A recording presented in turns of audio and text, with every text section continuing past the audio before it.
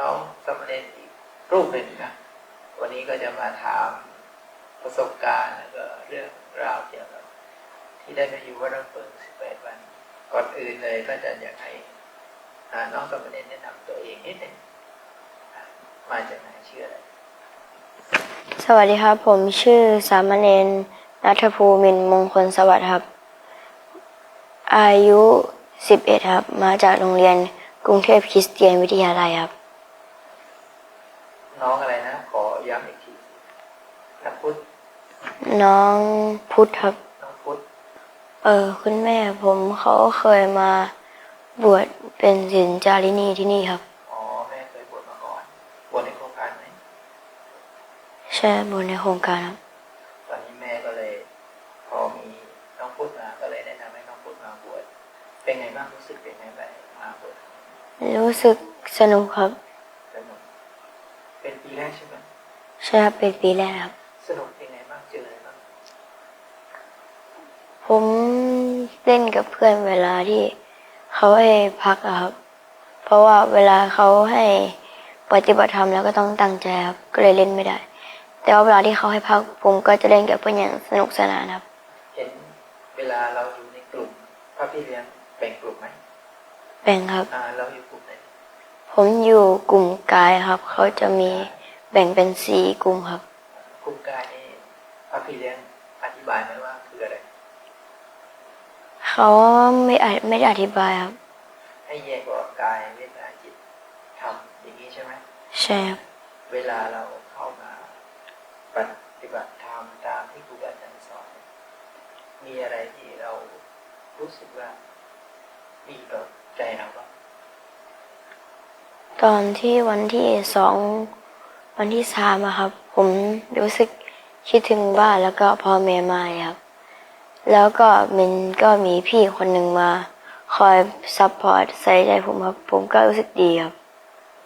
ผมรู้สึกเบื่อนิดหน่อยครับแต่ว่าส่วนมากจะรู้สึกเหงาครับเพราะว่าไม่ได้รู้จักใครเลยครับแล้วเป็นไงอยู่กี่วันถึงได้ปรับสภาพจิตใจได้พอวันที่4วันที่5ผมก็เริ่มเข้าใจเองแล้วครับว่าการที่ทำให้เราอยากกลับบ้านคือกิเลสมันอยากให้เรากลับบ้านครับผมก็เลยตัดกิเลสทิ้งโดยการผมก็เลยไม่อยากกลับบ้านแล้วครับอันนี้ใครสอนให้รู้จักความคิดแบบนี้คุณแม่บอกครับกิเลสเนาะกิเลสที่ทำให้เราอยากเนาะพอเราไม่คิดถึงมันก็ทำให้เราอยู่ได้นะปัจจุบันถึงทุกวันนี้ใช่ครับแล้วเจอเพื่อนฝูงมีคนสนิทในกลุ่มไหมมีหลายคนมากครับแต่ว่าบางคนก็สนิทมากสนิทน้อยก็ตามที่เขาสนิทกับผมครับดีไหมรู้สึกดีไหมกับการได้เจอรู้สึกดีมากครับเพราะว่าตอนแรกไม่มีเพื่อนแต่พอมีเพื่อนแล้วมันก็ดีใจมากๆครับแล้วพอหลังจากเสร็จโครงการเนี่ยเพื่อนๆต่างคนต่างไปเนี่ยเรารู้สึกยังไงผมก็ไม่ได้รู้สึกเหงาอะไรครับเพราะว่าพอจบโครงการแล้วผมน่าจะเป็นผมรู้จากที่เขาบอกว่าเขาเล่นบอลด้วยครับเขาบอกว่าเขาเล่นฟุตบอลด้วยครับแล้วผมก็เห็นเขาบอกว่าจะพาผมไปสนามฟุตบอลด้วยผมก็เลยจะไปเล่นบอลกับเขาครับหลังจากศึกไปเนาะใช่ครับแล้วลองเล่าประสบการณ์ที่อยู่กับเพื่อนๆระยะเวลาครึ่งเดือนเนาะว่ากิจกรรมที่นี่มีการทำอะไรบ้างกิจกรรมที่นี่ก็จะมีการปฏิบัติธรรมครับทำสติปัฏฐานนั่งสมาธิแล้วก็สวดมนต์ครับชอบไหมชอบครับมีทำวัดเช้าแล้วก็ทำวัดเย็นครับเคยทำแบบนี้มาก่อนไหมไม่เคยทำมาก่อนเลยครับเคยทำมาก่อนที่นี่มาเป็นที่แรกที่ได้มาใช้ชีวิตแบบนี้ใช่ครับ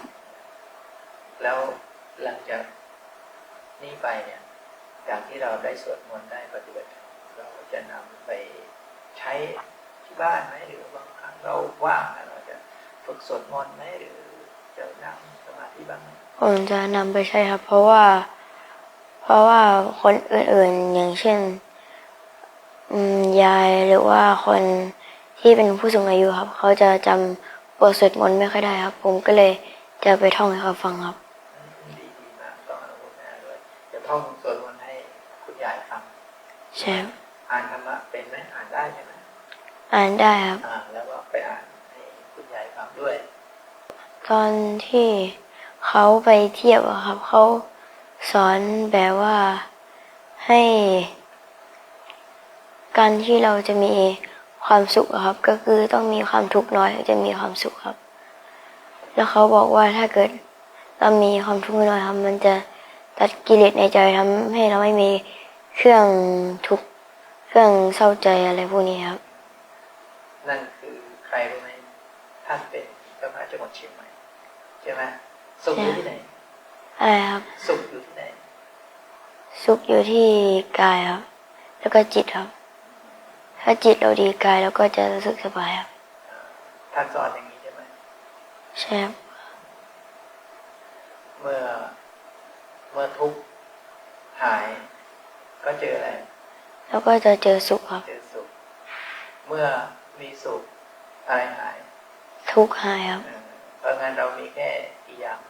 2 อย่าง ส ครั อบ งอย่างเนาะทุกข์กับสุข เพราะงั้นเราก็ต้องเข้าใจชีวิตของเราด้วยว่าถ้าเราจะไปพัฒนาตัวเองในเรื่องของกายใจหรือความสุขทุกข์นี้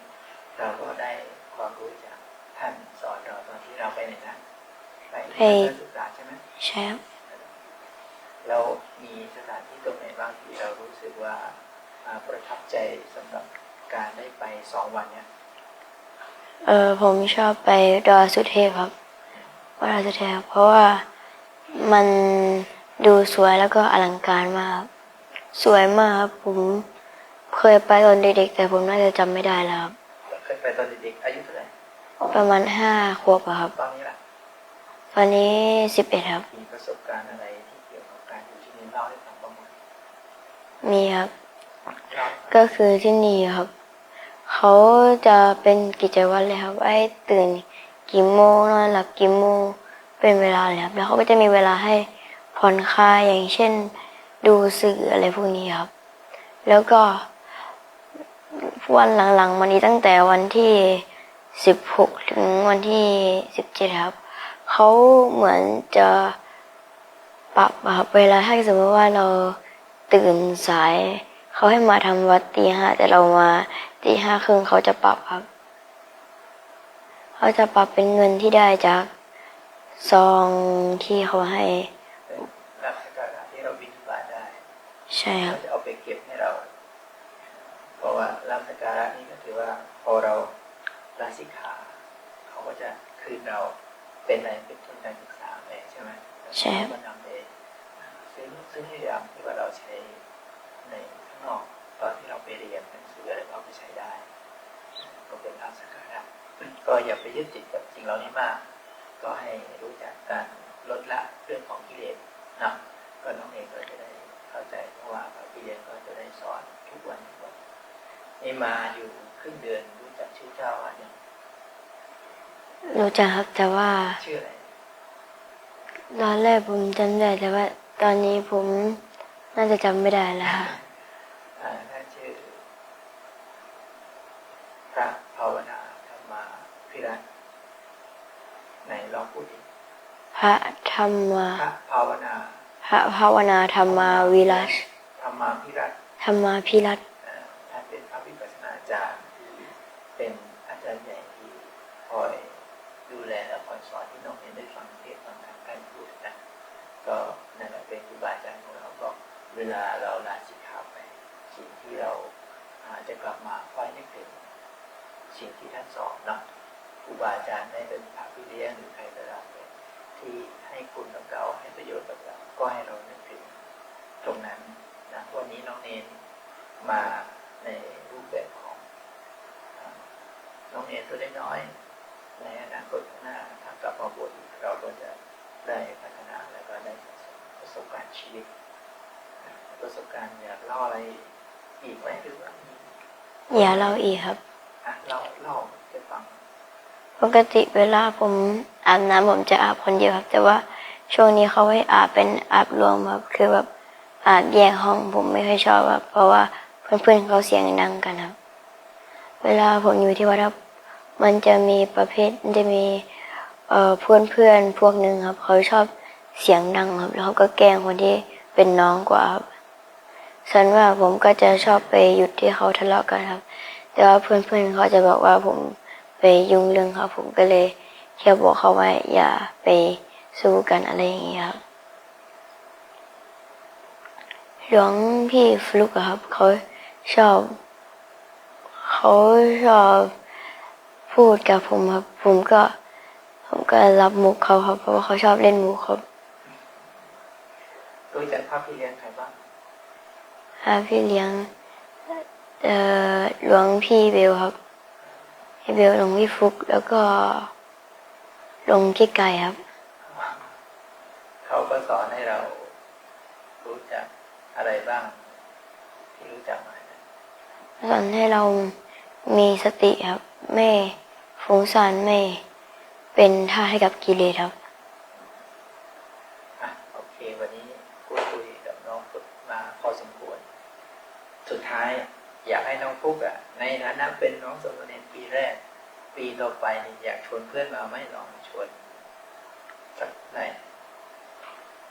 สำหรับสามเณรคนไหนๆครับที่มีเวลาว่างเวลาปิดเทอมครับ ก็ถ้าอยากจะได้